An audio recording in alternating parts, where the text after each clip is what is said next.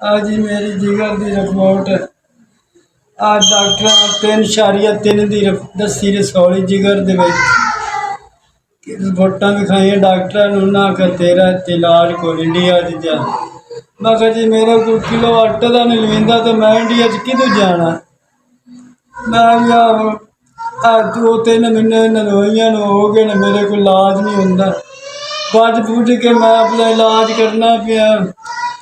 Doctor एवं टीके गोलियां ला इतना मेरे को आसरा नहीं होंदा। मैं अंडा दुध सुबह लै लवा या कोई खुराक खा लवा तो मैं तो सुन रब अगे दुआ की सी कि मैनू या मेरे मौला मैनू को अल्लाह का बंदा नेक मूसा भेज मेरे वास्ते मेरे को मसाइल कोई मैं सुन रब अगे मसाइल किया मेरे रब अगे तो मेरे वास्ते को मूसा भेज जरा मेरे सुन रबा मेरे वास्ते कोई मूसा आ जाए।